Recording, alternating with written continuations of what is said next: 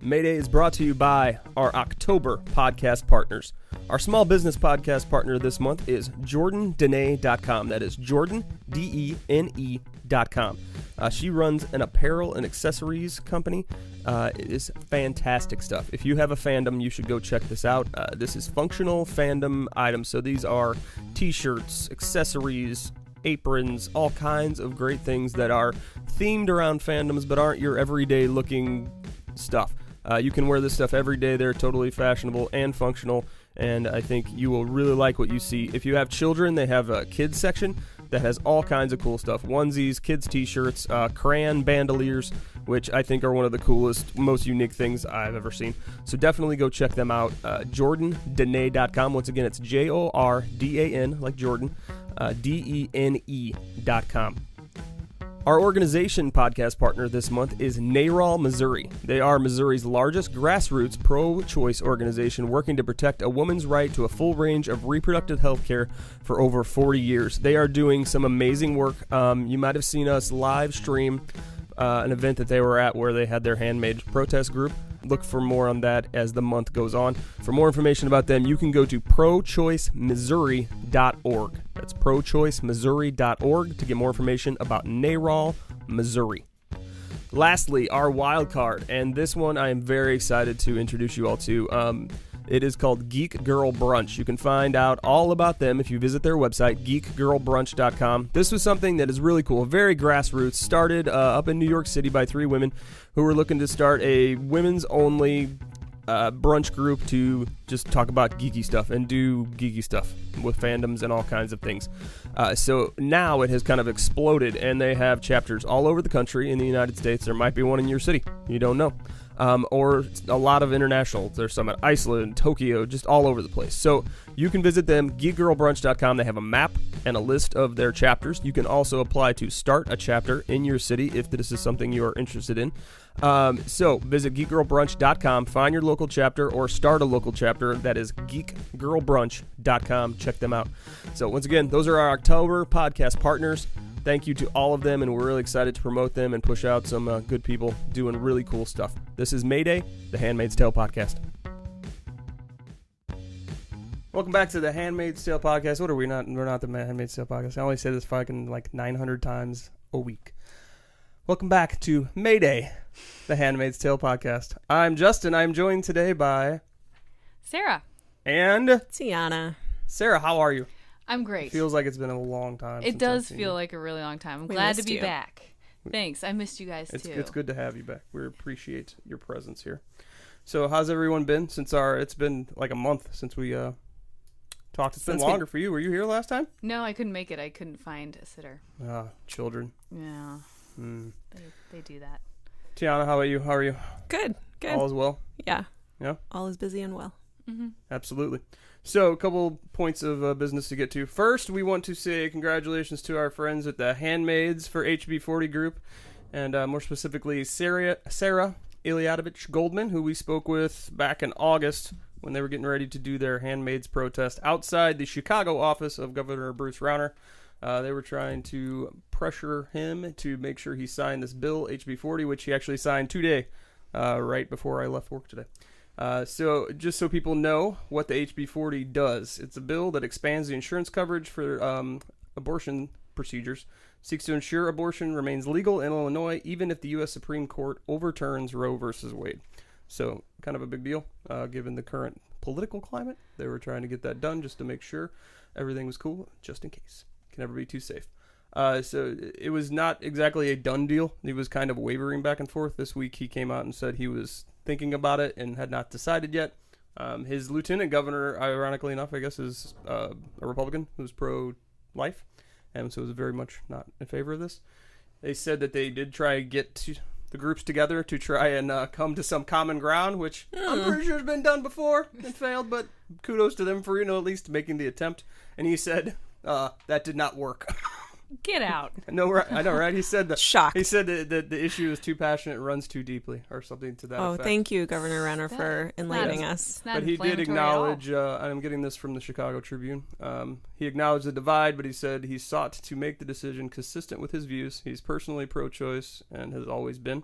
and he believes that a woman should have the right to decide, quote unquote.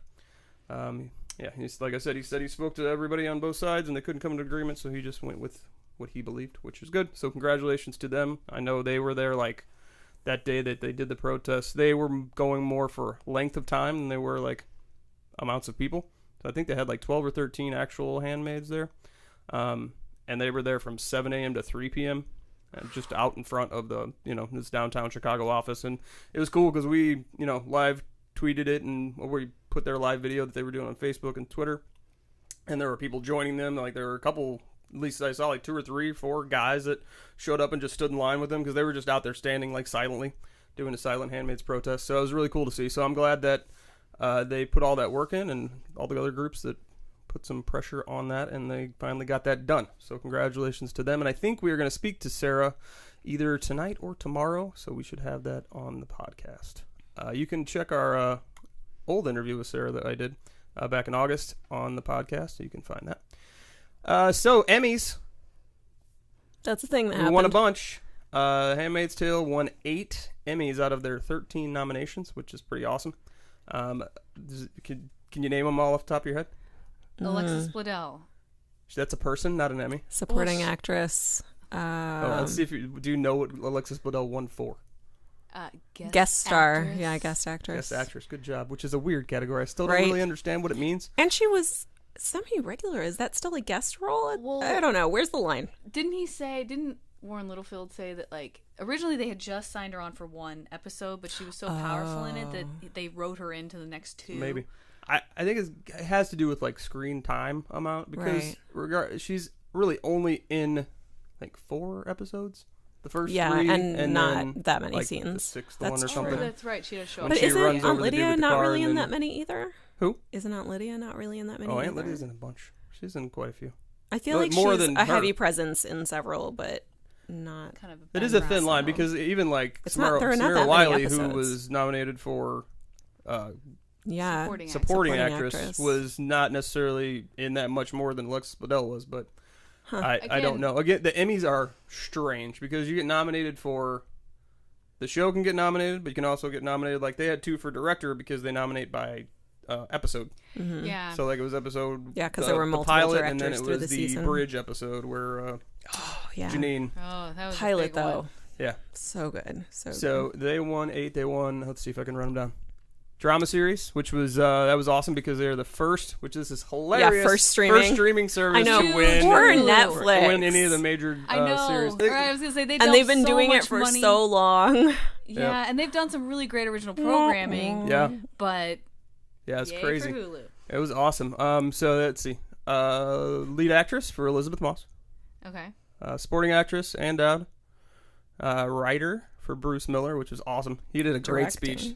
For directing was Reed Morano, who is amazing. Yeah, she is. The first 3 episodes she directed the first 3 episodes of the show. For those that don't know, I assume most of you do if you're listening to this, and just blew it out of the park. It was amazing. Yeah, those 3 are so seamless. They almost make a movie together. Yes, they were outstanding.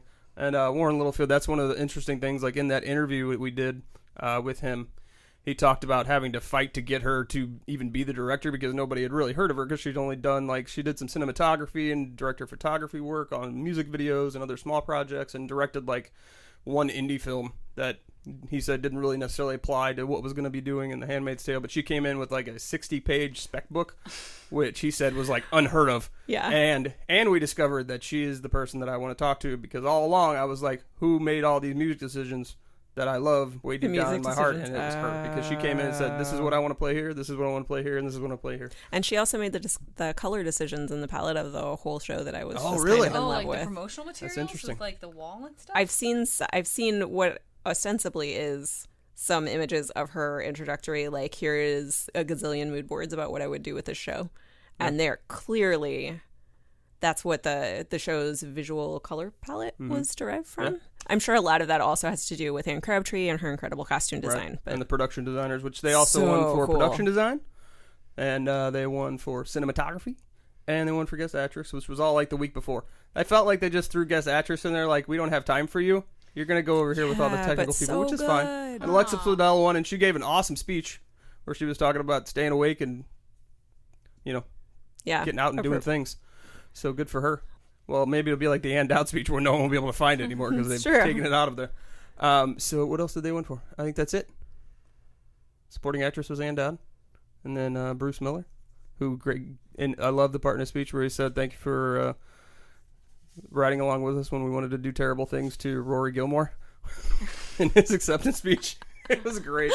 It was fantastic. And then one of the biggest talks of the entire Emmy Awards, and I know Sarah didn't see it, but I know Tiana knows about it because they talked about it when we were on the radio show, that Margaret Atwood came up on stage with them to accept when they won for drama series, and she brought her purse with her.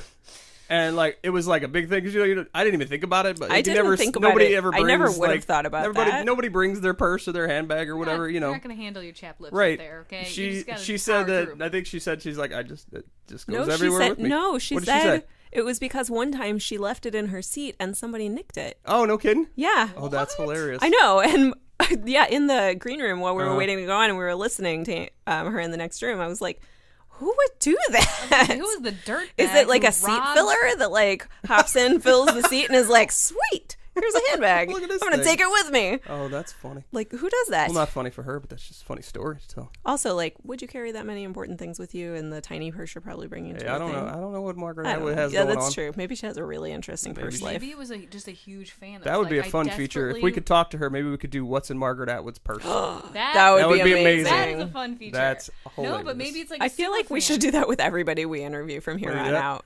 We've already What's in done your bag? we've already done the fictional character thing that Sarah loves because Mary Wissinger's responses were hilarious, So amazing, Mary. and unexpected. So Mary. Did you do that with Warren Littlefield? No. You should have. Should have done that. I bet he would have great answers. I doubt he would have entertained it too long. Right. That was my initial thought was Warren Littlefield doesn't seem personality-wise like the guy who I'm going to have that conversation with. I could be wrong. He was a delightful person, but he doesn't You know who seem would have like totally been on board with that? Anne Crabtree. Oh, Anne Crabtree She totally would have would done have it. on board. She I didn't think She about was it then. great. She was amazing. She would have geeked I out just hard want to with talk to us. her more and make her my best friend. If you haven't heard, we did an interview with her, and it was great. And you could find it. It was And we fantastic. love her. It was- and she it got was amazing. hosed at the Emmys because she did not win. Yeah, that's a bummer. Yeah. But we're not She was talking about robbed. that. We're only talking about positive things today for the most part, I think. I don't know. We didn't really make it up that far. The handbag thing should be a real thing. Please make it a thing. Want to do that? What's in Yes. What's in Margaret Atwood's purse? Yes. Can we do it with you guys? Yeah, I was once arrested, and when they were inventorying my purse, I had just been... Hold on, this just in. Sarah is going to tell her I was arrested story. And go. And so they inventoried my purse. I was 22, and I had just gone to the dentist, and they give you stuff. It was kind of a child's dentist that I stayed with through my early adult years, and so they were like, one bouncy ball, one. They were saying it out loud to like shame me, like one pencil. From the Do Little they do Mermaid. this in front of you? Yes, I was in the cell, but I watched them do it through Like on a desk in the That room? is Yes. hilarious. That's Yes, really and they funny. pulled like the goofiest child crap out of my purse, That's and I was awesome. like, "What is this?" I stayed at my pediatrician until I was like 18. See, that's what I did with my dentist. I so. just had I just moved out of my hometown. And I still had the same doctor there that Seriously? I've had my entire life. I'm that's 35. Like, he's just a family hilarious. doctor. My parents saw him, and I saw him my whole history. life. And That They is know awesome. you. So again, congratulations to everyone involved with The Handmaid's Tale, and all your Emmy awards, which were, in our opinion, obviously much deserved. Because clearly, as I've always said, the production value and everything that seemed to go into the show was, in my opinion, like as good as anything I've seen, especially on television. no small recently. parts. You even commented several times on the cinematography, and it was phenomenal. It's great. The whole thing was great. And especially talking to Warren Littlefield, like talking just about how it all came together, and like getting Reed Morano by like having to really fight for her because they didn't want her. They kind of had to fight for Bruce Miller, And too. Bruce Miller happened by accident because the story behind Bruce Miller is that they were desperately, and as I said with Warren Littlefield, probably with good reason, trying to get a woman to write this show. They were like, "There's no way, stop saying," because Bruce Miller was like, "I want to write this. I've been wanting to write this since like I think they said, especially Margaret Atwood said he'd read it when he was like a freshman in college, Yeah. and was wanted to do something with it like all along, and they were like, "No, we cannot have you write this You are a show. dude. You are a man. You cannot write this show." And so they were kept trying to get these women to write it, and like for scheduling reasons, or some of them just weren't into the material. They just couldn't find somebody, and so finally they were like, "Okay, And so I guess he filled his writer's room, which we did discuss one day, which we didn't know because IMDb did not have the updated, but I looked and there were mostly women in the writer's room, so that was good. Because Margaret was saying in the interview on the radio station that his opening line is always, "Hi, I'm Bruce Miller, I write for The Handmaid's Tale, and I have one penis too many." That's his go-to line. So kudos to him for at least being able to joke about the fact that he did. But again, everything on the show, fantastic. We love it. Were they nominated for sound design? Sound? Did they get nominated for sound? Honestly, don't know. Because it's excellent. I think they did. That and visual effects. And the thing that won visual effects was, what's the stupid Batman show on Fox? Gotham. Watched Really? one episode of it, and Jada Pinkett Smith was intolerable, so I had to turn it off. Oh my God. You have no idea. And I'm not like an anti. Like chewing the scenery, kind of. Well, I'll take it back. What they had her doing, and the writing on that show is awful. I've seen a few episodes, but it was a long time ago, and I don't really remember. It didn't stick. In my opinion, she was terrible. She's not a good villain. No. Or the villain isn't written well, and so she doesn't do it well because it's not the material is bad. Yeah, I can't tell. I haven't watched enough of it myself. But apparently, the visual effects, and I believe the whole award title is visual effects in a supporting role, which makes me laugh out loud because I don't know what that means. Why in a... Okay, I don't know. I guess that means it's such a big part of it that it's big enough to have considered a role. I don't know. Maybe it's like a thing that wasn't there. I don't know. They do so much green screen. I don't know what goes on. Anyway, moving right along. We did have a Warren Littlefield interview, which we've just referenced here. That was awesome. That was one of those things where I have contact with Hulu, and I said, "Hey, can we interview somebody after the Emmys just to get fresh reaction?" And they were like, "How about somebody before the Emmys? And how about it's Warren Littlefield?" And I said, okay. Because Warren Littlefield, for those that don't know, is the executive producer on The Handmaid's Tale, but is also the executive producer of Fargo, and used to be the president of NBC. During like one of its golden era. When I was doing NBC. the research for this, I came to a realization that he was there from 80 to 98. He owns my entire TV viewing time as a young child to college. Like, period. Because NBC was on fire in the 80s and 90s. Yeah, and 90s NBC was great. I mean, like, 80s was like Cosby Show, R.I.P. Felicia Rashad's like my TV mom. That's my TV mom. Like, she is such a good TV mom. She's amazing. She would be an awesome She was great in she was in Creed, the new Rocky. Oh, I didn't see Michael that. B. Jordan. Oh, dude, I heard it was really good. So good. Michael B. Jordan's super good in it. It didn't make a good splash at awards. All the reports too. I've heard. It got nominated for at least 2, I think, because I think he got nominated for director. I forget the guy's name, Ryan something, and Michael B. Jordan got nominated, I thought, and I think got nominated for picture, if I'm not mistaken. But it was amazing because the direction, they did a lot of which I'm a big fan of because I'm kind of a film dork. Did a lot of one-take shots where it was like they did the one big fight scene where they actually started with him in the locker room and did the whole shot all the way walking into the ring. Almost the whole fight was all done in one take. Did it in one shot. And it was crazy. You're a big Ryan nerd. Coogler, I would I totally think, not is the have guy. noticed. Yeah, no, I love that kind of stuff because it's so hard to do. You know, You make fun of me because I noticed like the fonts they use in the intro. You're the graphic design nerd. I don't show me to do. That's just as nerdy. Whatever. It was awesome. Anyway, Creed, awesome movie. You should see it. So Warren Littlefield was amazing, but yeah, I was like looking through and I ran into like all kinds of stuff. Like there's great stories about Alf. Alf is one of my favorite shows of all time. Alf. Not because it's a great show, because it's clearly not a great show.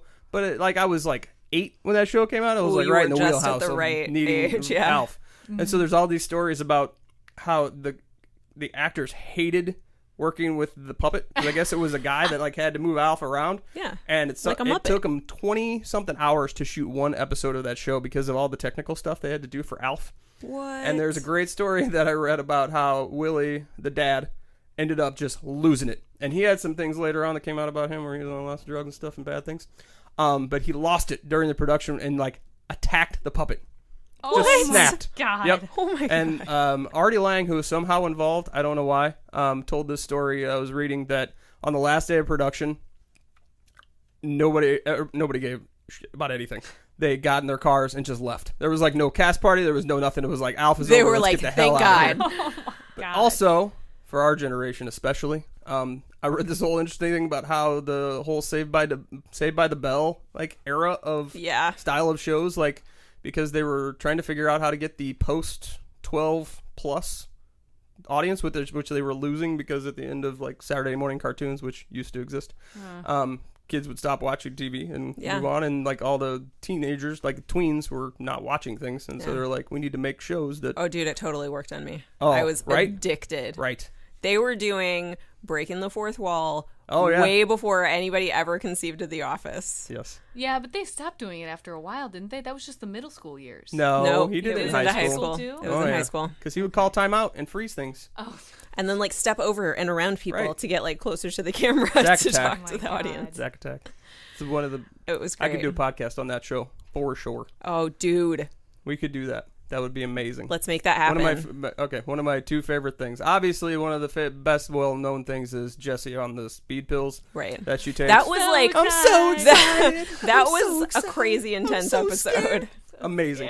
My second favorite one is when Zach and Kelly break up at prom, and how am I supposed to live without you? Well, you know, With it's Jessie and Slater singing it, and I forgot singing about that. Michael Bolton when Zach and Kelly are out in the picnic table area of the school, Yes. breaking up. It's the saddest thing ever. Well, I know it sparked my love for Michael Bolton. Oh, that's right. Is that your guilty What? pleasure song? Fun fact. I have a party I haven't had it in several years because we have basement issues. But I like to play some fun games, and one of them is making people tell us what their guilty pleasure songs was, and I totally forgot that How Am I Supposed to Live Without You by Michael Bolton was Sarah's guilty pleasure song. I was definitely That's a shamed legit for that. guilty pleasure. Yeah, I went serious guilty I didn't pleasure. feel guilty about mine at all, but that's a See, legit other one. people did like artsy ones and was like, that's my guilty pleasure. I'm like, that's Mine not was what not guilty pleasure artsy. means. It was just No. what I Somebody What was said, yours? like, Stay by Lisa Loeb. I don't know Probably if that should qualifies. feel kind Yeah, I of don't know if guilty about that, 'cause back in maybe, the day, because it that was the not. jam. it was. I loved it. It was on MTV for many That's a years. song Luca requests at bedtime, like all the time. Oh, she does like kids albums.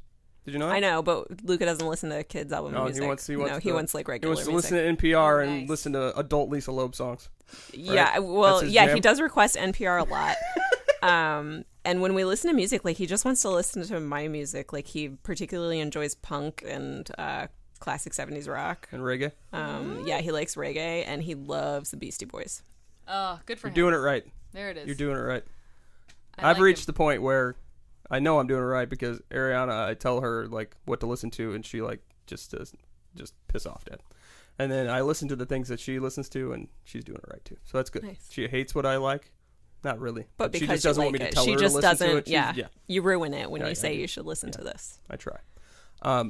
So yeah, my guilty pleasure is by far, and I love it when this song comes on because I put my fist in the air like the end of Breakfast Club.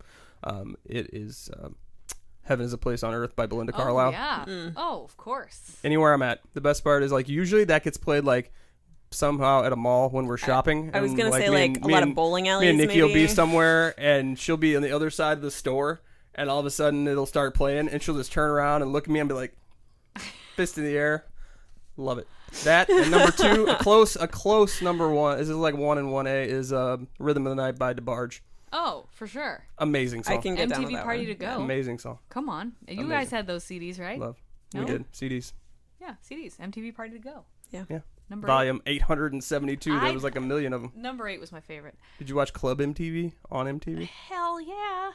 I don't Who remember hosted that. it? Was it Simon Dan Rex? Cortez hosted Oh, it for a Dan little bit. Cortez, of course. Well, he wasn't doing MTV Sports. Well, that was Daisy Fuentes, too. She was in there. No, that was MTV Oh. Beach House. Can we could do a podcast on Daisy Fuentes. I was just I think gonna say, I think like a 90s podcast is Big in fan. order. Big fan of Daisy Fuentes. Moving right along. 90s well, pop as culture. you should be. Yeah, because I was right in the wheelhouse for that Yeah. too. Yeah, she's Um, lovely. That's why they put her on the air. I had this conversation with somebody else the other day about Anya Norris, who was going to do some work for us. Fan of the show now, part of the team. Just so you know, we were talking about Saved by the Bell, and I told her that I was more of a fan of Stacey Carosi. If you ask any like hardcore Saved by the Bell person, and then you start getting into what female character you like, Even though she was even into over Scientology. Kelly Kapowski. Nah, see, she wasn't in there. Oh, she probably was then. Yeah, she was because she was young. The Kelly Kapowski versus Stacey Carosi is a very tough Yeah, call that's to it. make because but Stacey Carosi, It's basically Betty and Veronica. it is. It's what it is. Because Stacey Carosi Stacey is Carosi was a Veronica. little badass, Veronica. and Kelly was very much the And also kind of like, well, I don't need you, Zach. right.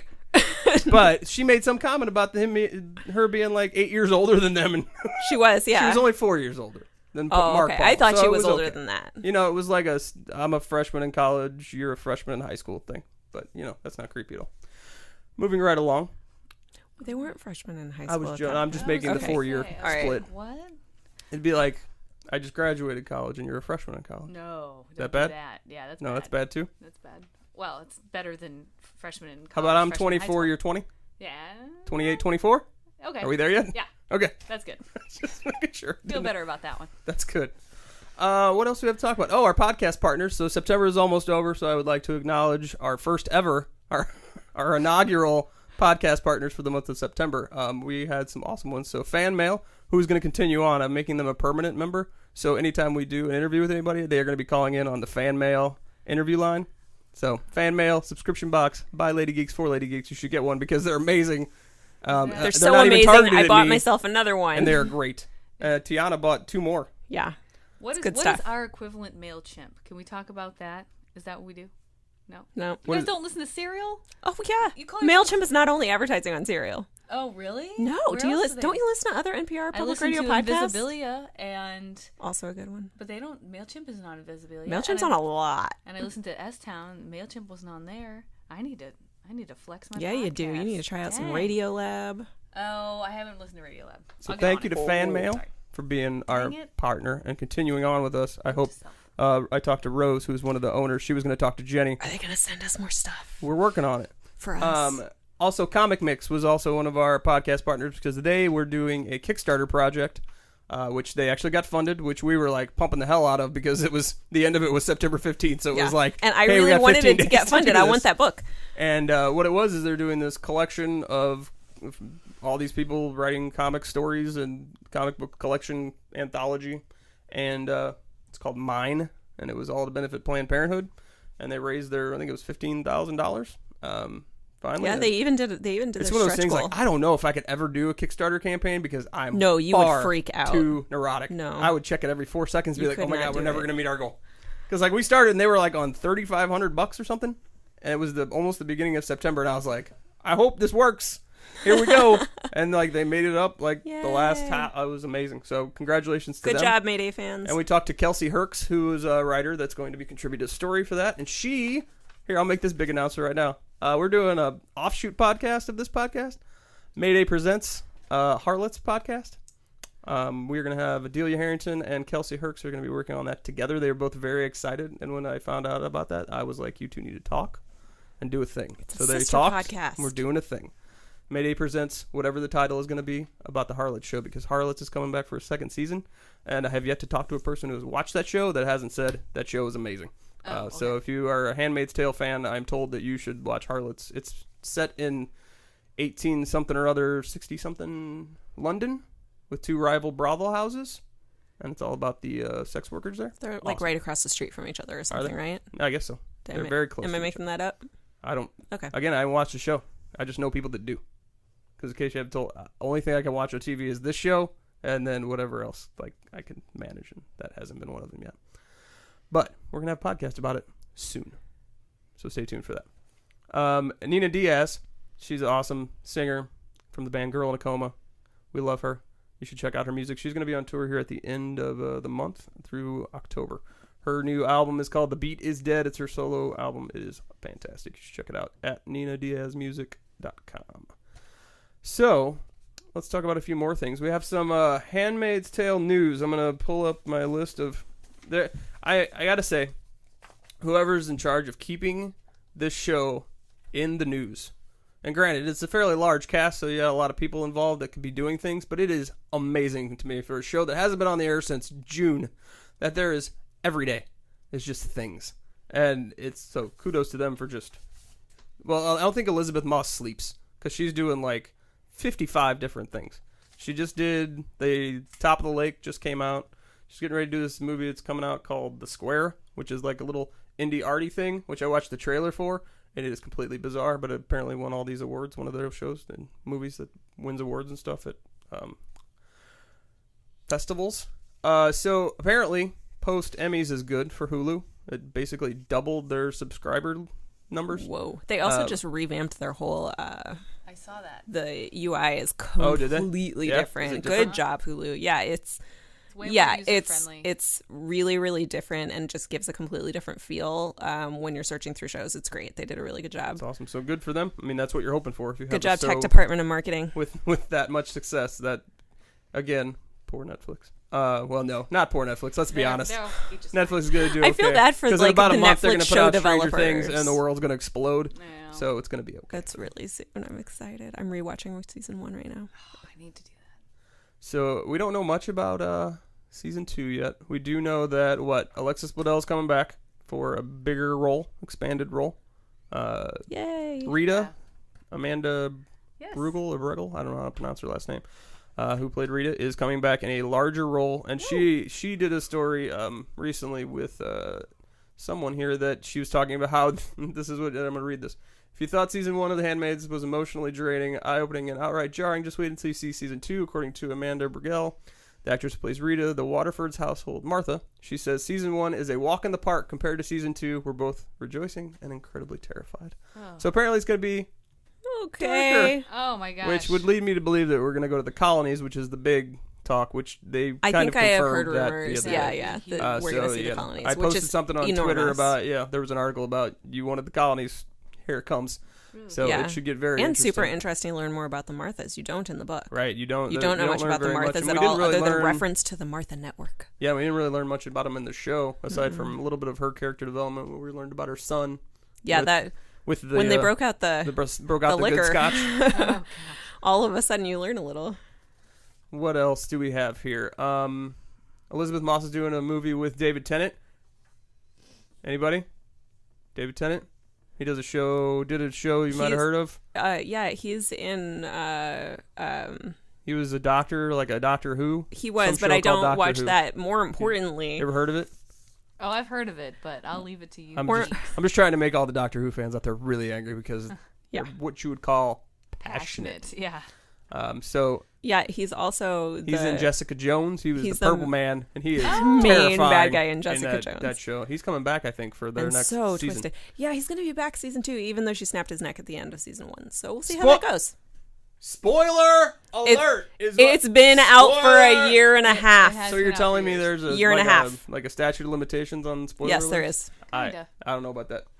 I Edit it out then. Oh, there was a thing. I guess Elizabeth Moss read mean tweets on Jimmy Kimmel, which I haven't seen yet, but has to be amazing because that's a great That's a great feature. segment. Good for him for coming up with that. There's a thing about she apparently had something written on her shoes at the Emmy Awards. Elizabeth Moss did. Let me read this here. One shoe said off, and nobody knows what the other shoe said because nobody saw it. So there's kind of a debate between whether it said fuck off or if it said off Fred on the other shoe. I, just knowing that she curses like a sailor because she got beeped at the Emmys for calling her mom a fucking badass live on there. And so I think Margaret Atwood said that in the interview she was doing when we were at the radio station about how she had a mouth on her. So I'm going to go ahead and say it says fuck off. I hope it does. That's what it says in my head, in my version of the Emmys where I know She what's hasn't on the other answered? shoe. Like, No, I now don't that think anybody everybody's knows. wondering? Wow. Let's see what else we have here. Ba-da-da-da-da. Oh, Joseph Fiennes. They were talking to Joseph Fiennes to figure out how in the hell the cast could stand doing the show because it's so dark and terrible. And we were watching the Ann Do they Dowd have, thing right before this. An and, on-staff therapist, maybe? I don't. Well, if you were hanging out with Ann Dowd, we were watching the the IMDb interview with her, and her real voice is so sweet. I know. She's weird. It was a so nice, strange. nice person. And Warren Littlefield just said that a great day on the set was when you get to spend a day with Ann Dowd, and I was like, well, that makes sense. If she's like that 24/7, she would be amazing. Well, then she's an even more unbelievable actor than I thought she was. Let's see. So he said they just crack jokes all the time. Apparently, that Elizabeth Moss is crazy joke teller and keeps things pretty light. She's got to be. Margaret That work Atwood won schedule. an award for her graphic novel. That was the Angel Catbird that just came out last year. Angel Catbird Volume 1, she won an Aurora Award, which I believe is for fancy pants, graphic novel, probably science fiction stuff. Let's see. Talked about Alias Grace, which is coming up. So we do have an announcement about that. For those of you listening to this, we're going to be starting in October a club of sorts. And this will be the first book that we are going to be doing. So we're doing a book to movie/TV adaptations group/podcast, because we're going to podcast a little bit of it. And we're starting with Alias Grace because it launches in November. So we're going to read the book and go through it in October. And then we're going to talk about the show in November. Anya Norris, who I met just through her being a fan of the podcast, and we've talked online, and she is what I would call an avid reader. Like when she tells me she reads hundreds of pages a day, and I don't even know what that's like or can't comprehend that. I'm just not that type of reader. And then she's one of these people that has multiple books around the house that she reads all at the same time. And I was like, hey, you should do this thing. And she said, okay. Are you that person? No, I don't read that much, but I have several books going at the same time. Oh, really? Yeah, I have no. 3 books right now. Me too. I'm lucky if I have one going. I try really, really hard. There's a great article on Vulture about Ree Morano. I think that's probably, maybe it's what you saw about her process of creating the whole thing. So Alias Grace starts on Netflix on November 3rd, I believe. So we're going to be taking a look at the book. Anya has like a whole schedule. She already read it. Has like a weekly list of topics of discussion for the book group that we're going to have. So definitely look more into that on social media. Somebody just fell upstairs. Hope they're okay. We have an interview coming up next week with a reporter from Ireland because they are getting ready to. They had a referendum, I think, on trying to repeal the 8th Amendment of their Constitution, which makes abortion illegal. So there was a big rally tomorrow that she is going to be at. She works for a website called Shemazing, which I just love the name, and so I was really excited to interview her. She's going to be coming on, calling in on Monday. So we're going to get all her info from the march and see how all that went and see where things stand with the trying to repeal the 8th Amendment in Ireland. I also did an interview with a professor from Ireland, which was awesome because she was doing an entire unit on dystopian fiction. And Margaret Atwood's Handmaid's Tale was one of the books she was using.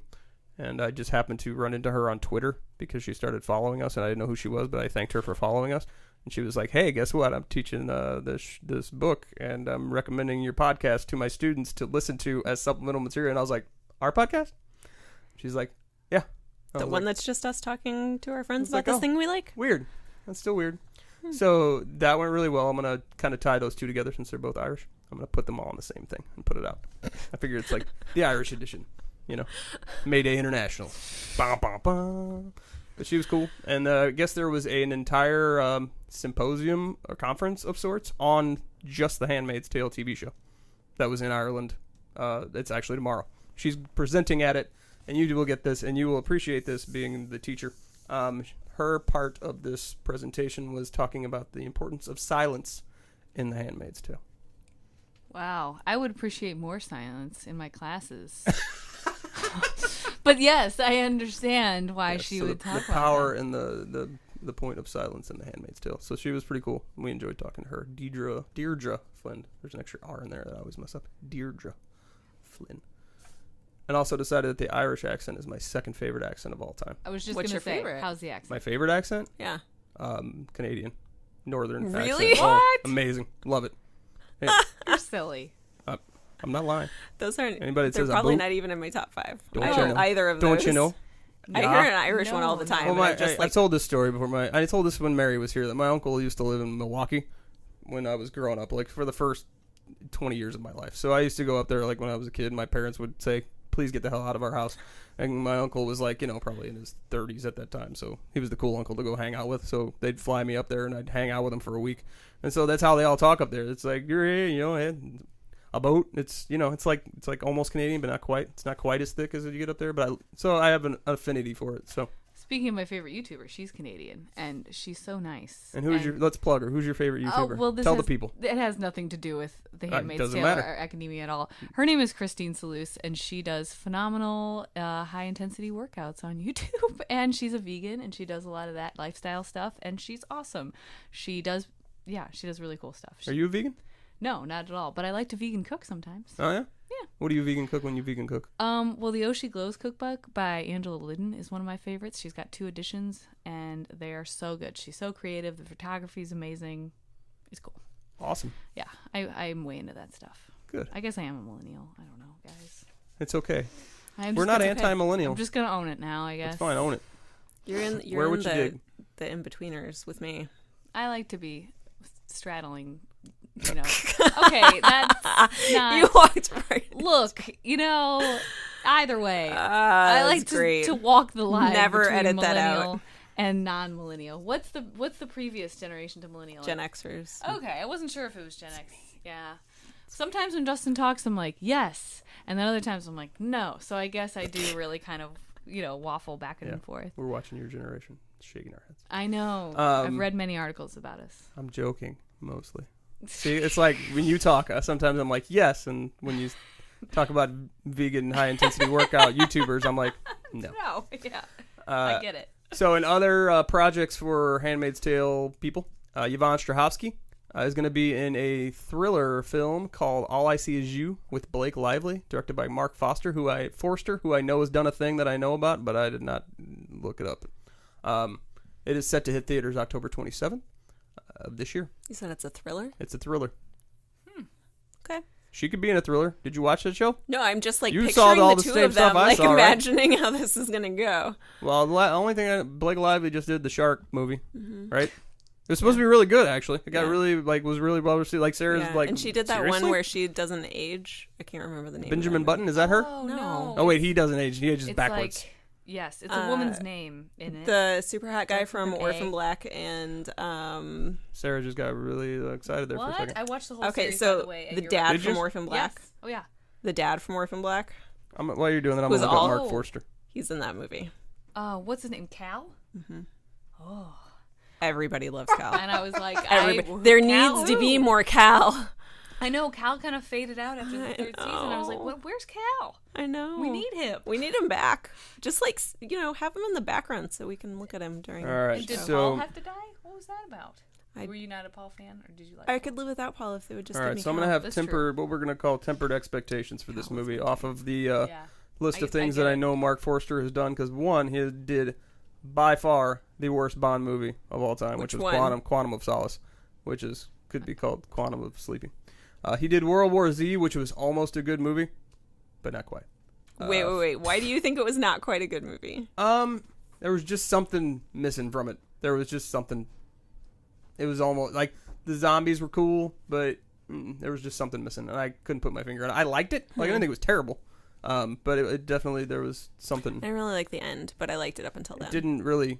The end just complete felt the like cycle. not an end. He did do Monsters Ball, which I think is kind of probably what propelled his career. Which that was a Yeah. great movie. He did And Stranger Than widely Fiction, which acclaimed. is the Will Ferrell, where he's the accountant. Have you seen that? He works for the I liked IRS. it. That's a great movie. You would No, I like never that saw because it's that. like plays it pretty straight. Maggie Gyllenhaal is I love Maggie Gyllenhaal. she's like a baker and he's auditing her, and he works for the IRS and he has someone is narrating his life as he's walking around. It's great. It's very It's a true, isn't it? fantastic movie. It is really neat. And Maggie Gyllenhaal's great because she's like screaming at him, and because she's just this baker who like has Right. this little bake shop, and Just he's wants your auditing her. It's thing. amazing. He did the movie Kite Runner, which I did not see the movie Kite Runner, and you were talking about Kite Runner the other day. So No, I haven't Did seen you the see it? movie of Kite You haven't Runner. seen it? No, No? I read the book and did not enjoy it. However, I read A Thousand Splendid Suns. I think enjoy is just not the word that even if you really like the book, enjoy is probably not the word you would use. Well, either way, I could appreciate it. But I don't know that I would want to teach it. So, but I read A Thousand Splendid Suns. Loved so it. good. Yeah.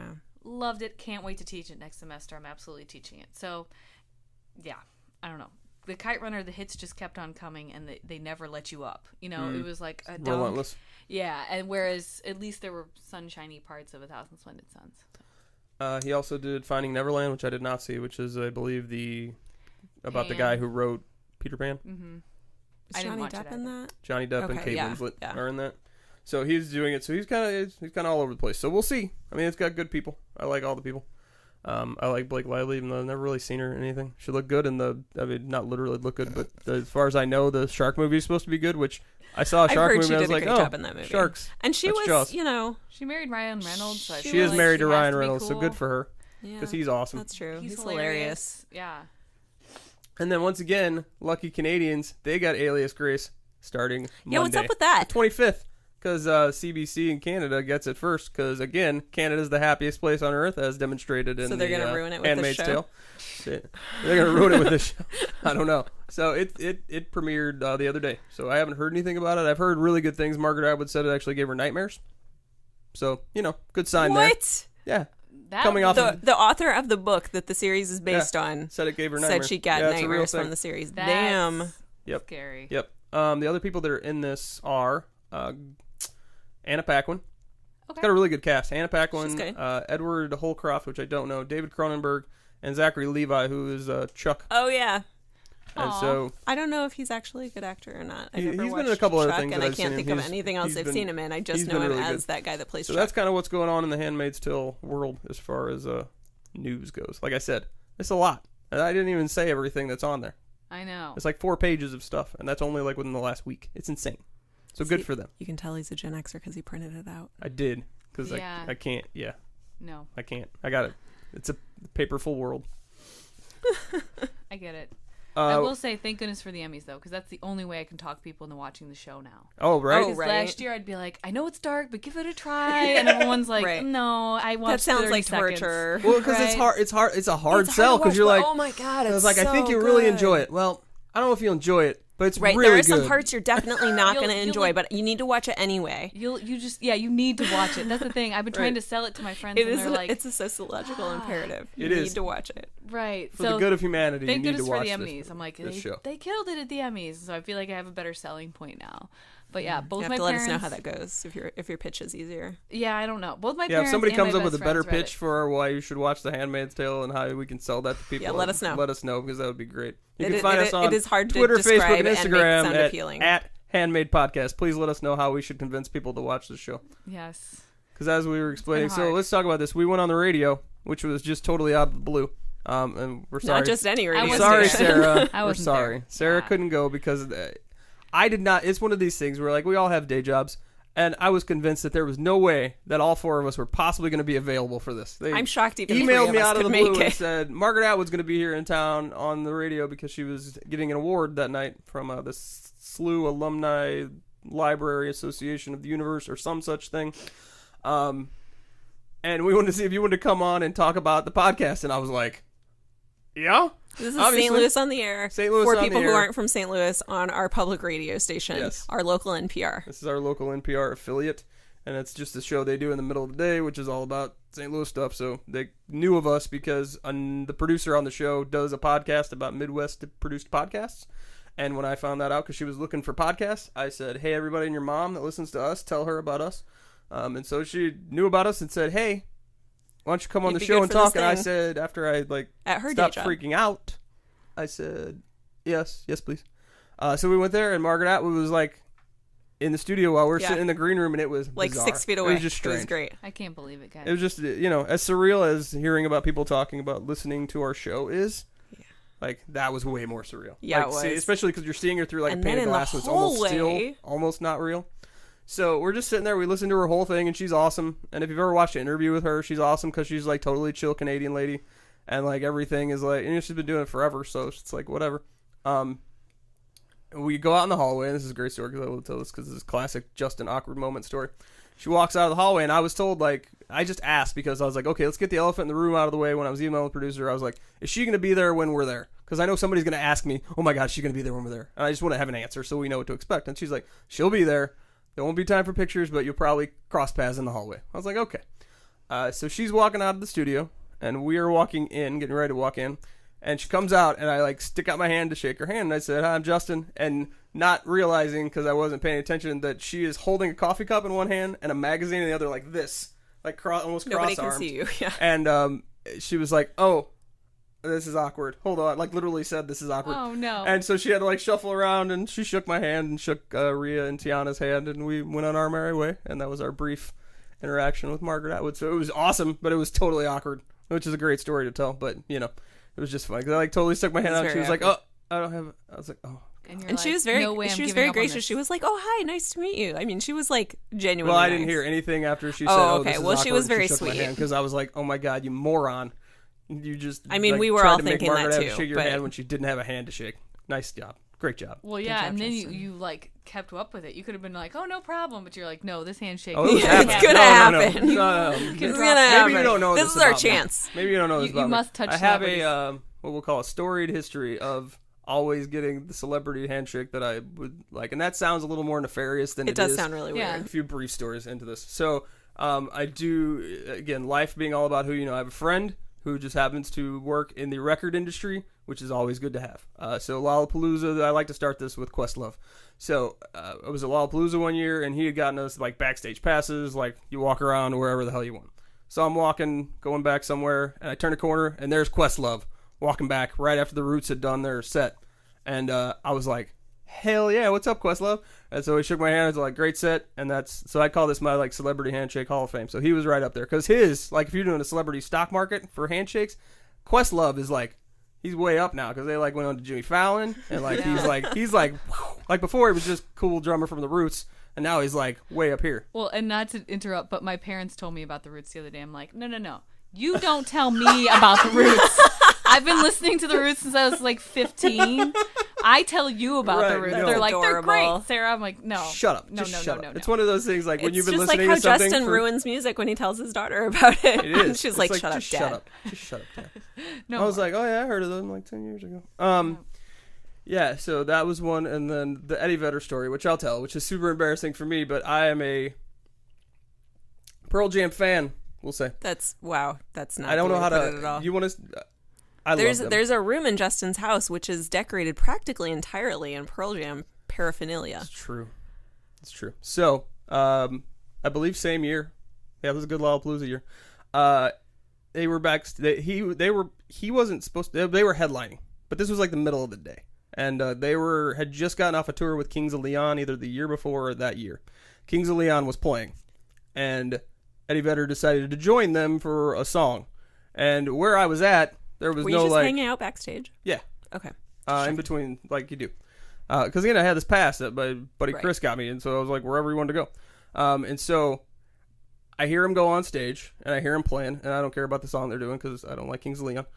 But then it hits me, boom, like a cracked light bulb over my head. If he goes on the stage, he's got to come off the stage. And the way he had to go from coming off the stage to go to the trailers where they were was like unencumbered. There was like no fence there. It was just they had to cross the lawn to get there, and I could go back there. I was like, this may never happen ever times infinity again. Fair. This is our time. Let's go. And so this is Chris. I love telling the story with Chris in the room because he always says, Justin just looks at me and goes, I'll be right back. That's all I said. Literally. I go, I'll be right back. And he's like, whatever, because he's, hobnobbing because it's his job. And so I walk over there, and it's just as he's coming off the stage, and I don't get a handshake. So all I get is Eddie Vedder's there, and I'm like, well, Eddie Vedder's here. I got to do something. So he's walking by, has this ginormous bodyguard, by the way, which this could have really ended badly for me. But I was not the only one who was by him. So it was like, a crowd gathers around him as he's walking by, and I like patted him on the back and said, nice set. And Nikki, my wife, loves to make fun of that story. She's like, you want to tell him about the time you molested Eddie Vedder? I'm like, look, when you say it like that, it's really terrible. And she's like, well, you like touched him, and he didn't ask you to touch him. I'm like, just whatever.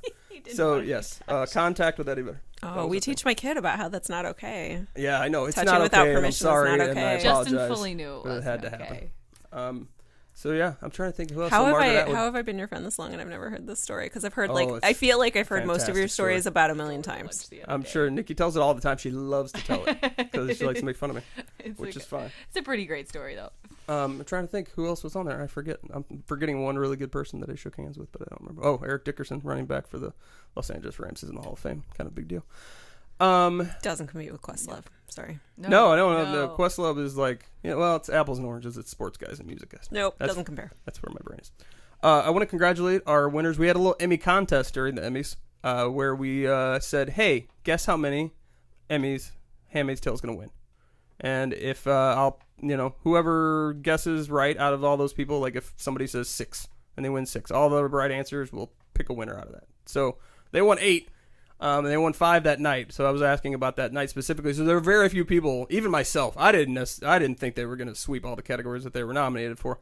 And so we picked all those people. Our winner from Twitter was, and this is one of my favorite things of all time. I love Twitter handles, @Sharpshard. Nice. Which I won't say her real name, but it fits with the name. And then our bonus winners, because we got what I would say a hefty response to this, which I was not expecting. I never know what's going to happen when I put stuff on social media and say, hey, we're giving things away.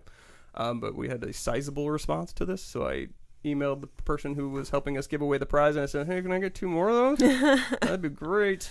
And she was like, well, if you tell them to follow me. And I was like, absolutely, here we go. Go follow her, and you can do that. And that was, by the way, Jordan Dene, which I know I sent Tiana to that website, but you should check out that website. Anybody who has a fandom and likes cool-looking clothes that aren't necessarily fandom-looking clothes, I believe their thing on their website is functionality and fandom meet. That's what they do. She's a good artist. They're hand-lettered. They do hand-lettered T-shirts with very fandom-themed like sayings or quotes on them. Mm-hmm. And one of the coolest things, I showed Tiana this, is they have crayon bandoliers. And for those of you not familiar with what a bandolier is, it's the little thing that holds all the bullets. Think about Chewbacca. It's what Chewbacca wears. Oh. And they hold crayons, so you can put them in there. So instead of bullets, it's crayons. It's amazing. It's crayons. So they do awesome stuff, and she was nice enough to give us the shirt, which they had just created for the show, which was the I'm going to screw this up, and you'd think I wouldn't. The Nolites te bastardes carborundum. I'm doing that right. That's what the shirt says. What? Okay. Fancy pants. Okay. You want to say it? Go ahead and say it. Nolites te bastardes carborundum. So you can't even do it. You can't even do it. Can't even Sorry, do it right. dude. Make fun of me. So she gave us we gave 2 of those shirts away, and we also, and this is great because who knows when I went to Oregon on vacation, what month that was? June. That's right. I just gave away a thing that we were at a nerdy craft fair type thing, like geek craft fair that they had. Absolutely. I found that. Isn't that amazing? That's weird. Knowing my family. And we ran across this designer called 9th Street Designs. It was these 2 women, and they have amazing stuff. And one of the things they had, which they were impressed that I even knew what it was because they said there were so many people that didn't, was the Nolites te bastardes carborundum. Bitches is what it says, and they had like everything. So I bought this little. They gave me. I talked to them. I was like, "Hey, I do a podcast, and we give stuff away." I was like, "Do you mind if I get something and then we'll plug you?" And they're like, "Sure." And so I took this thing. It's cool. It's just a little wood piece of art, just a block. And then I didn't give it away till the other day. So I'm pretty sure. And I messaged her on Facebook. And I was like, "I am very sorry that it took me from June to September to give away your thing. You were probably thinking, oh, some rando dude said he had a podcast and totally just ripped us off." But we did not rip them off. So 9th Street Designs out of Oregon. Fantastic stuff. You can check them out as well. They gave us stuff to give away. And there will be more stuff. I'm working on other ideas. I've pitched other things that I will not mention right now because if they don't happen, I don't want anybody to go, I thought that was going to be a thing. So I don't know if it's going to be a thing, but if it is, everyone will be very happy. Let's just put it that way. And then, like I mentioned, Mayday presents Great Adaptations. That is going to be our brand new book to movie / TV show club that we're going to do pretty much from now until we decide not to do anymore. So basically, 1 month we're going to read the book. The next month we're going to watch or talk about whatever it is, and we're going to try and keep it with new stuff. And I think the way we're going to schedule it is, so obviously said we're doing Alias Grace first. So reading Alias Grace, and we'll have kind of a schedule of talking points weekly and what chapters we're going to be talking about. Watch the show. I believe Alias Grace is only 4 episodes, so it kind of fits. You could do 1 per week in November because it's short. And then it's really after we do the watching, we're going to take a month where we just do instead of hopping right back into another book, we're going to do a themed month. So December will be the month after November. For those of you who are familiar with calendars. Thanks for that. Or I think we're going to do a themed show on holiday books that have been made into movies and just talk about some of them because going from December to January just seemed like a weird time to be trying to get people to do things. Yeah. Holidays being what they are, a little busy. So then we'll hop back into it in January, and so But then HMT2 comes out when? April? April and May. I would imagine they're keeping with the same schedule, or at least trying to keep in the same relative time frame. So yeah. That's what we're going to have going. So we're not really sure what the next book or adaptation. I'm lobbying for a movie called Annihilation. Has anyone seen this? Nope. It's a book, obviously, because we're doing that. I just saw the trailer, and it's Natalie Portman. It's apparently a trilogy by this guy. I forget the guy's name that wrote the book, but it's kind of a dystopian thing, but it looks amazing. She is the lead, which is cool, and it is really it's very naturey. It kind of looked like The Happening, only if someone wrote it and made it correctly. And did a good job. And Marky Mark wasn't the actor. Not that I have a lot against Marky Mark. It's just... And it wasn't didactic crap. I never saw that movie. Oh, it was terrible. It was so bad. Did you see it? Did you see it? Mm-mm. Oh. Spoiler alert, it's the plants? Yes. It's They're the after plants. us? Yes, because we don't take care of them. We don't. You millennials tell us that all the time. It's horrible. Well, I'm a vegan, so you don't even know. You said you weren't a vegan. I'm totally not a vegan at all. Totally different show. So we talked about the Harlots podcast that's coming up, so I can wipe that off the list. So that's really all. That was a lot of announcements. We could have done a whole show about the things that are happening with the show, but we've been trying to slowly build the amount of content we have, and we've expanded the team. Oh, I do have one more thing, because this is why I have all this news. So I talked to another person that I met through doing this podcast. She is going to be doing kind of aggregating all the Handmaid's Tale news that is out there, which again is an insane amount just from you seeing in the last week and a half. And every Monday and Thursday we're going to throw it together into sort of one place and put it out so people can go find it on our website. Nice. Yeah. So we're going to have Mayday news. I believe she's calling it Blessed Be the Fruit, Mayday news. And she's just going to collect it all and kind of summarize and have bullet points with links to the stories of places that actually have the stories. But we're going to kind of collect it all into one spot so that people can find it. Because, again, It's an insane amount of information that is about this show and the people doing things on this show. So we'll put that out there. There's a lot of things going on. We'll have it all out on our social medias. So, again, we're at Twitter, Facebook, and Instagram. I think the only places where aren't we? We're not on Reddit. We're not on, Tumblr. Tumblr is bad news, I heard. I don't know anything about Tumblr. That's more of the artsy place people to be, right? And bad. Yeah, that and porn. Right, on Tumblr. Only thing that my daughter is that she's a middle schooler, so they know lots of people with Tumblr accounts, and she's like, Tumblr's bad news, Dad. I don't know if we want to do this. I was like, okay, if you say it's bad news, then I'm staying out of it. At Handmaid Podcast, that's where you can find us. And you can find our podcast, which you've already found. If anybody else needs our podcast, just tell them to go anywhere you get a podcast, because we should be there. So, anything else before we bid a fond farewell to our show? No? Oh, I was arrested for a parking ticket that I didn't pay. A moving violation. A speeding ticket that I didn't pay for 7 years. So, it was not anything bad. No, just tell your friends. I like the mystery of what did Sarah get arrested for. Yeah, no. Tiana ever been arrested? No. My dad used to be a cop. Are you kidding? Oh, nice. I've also never been arrested in that. Also, I'm a really good planner. You actually never was caught. Speeding tickets. I've never had. I have had several speeding tickets. I've never been pulled over for doing something. God. On that note, we need to end this show. Once a police officer pulled me over to warn me that I should roll down my window at that particular stop sign because there was a blind hill. There was no way you could ever see if somebody was going to blow through. He pulled you over just to say, hey. Yeah, I was. Do this? Now, to be fair, if he had really been paying attention, he would have realized that he just pulled over a 15-year-old at 1:30 in the morning. A 16-year-old, barely 16, at 1:30 in the morning. Was there curfew law? Kind of out in the country, and I had 2 empty liquor bottles in my car with me. I did not drink them all myself. But I was just coming from a party around the corner where we were having a bonfire on somebody else's property. Wow. Dang. Talk about missed opportunities. Yeah. I think about speeding and I get it. Sorry, Mom. I know you listen. We'll Sorry, dedicate Mom. that show to that But cop. I got home safe because I wasn't drunk. All right. Well, this has been Mayday, the Handmaid's Tale podcast, where Tiana has never been arrested, but should have been. Sarah got arrested for a parking ticket that she didn't pay for 7 years. Yep. And I'm an angel. Never been arrested. No, that's not true. Whatever, you nerds. All right. For all the non-millennial Gen Xers out there, have a great day, and we'll talk to you later.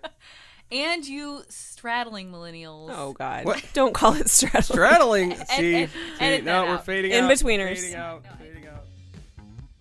Thanks for joining us, everyone. Please head over to allconsumingcontent.com for more great podcasts. You can check out Back to the Money Bin, a DuckTales podcast, Player vs. Player podcast, and Blues Hockey podcast.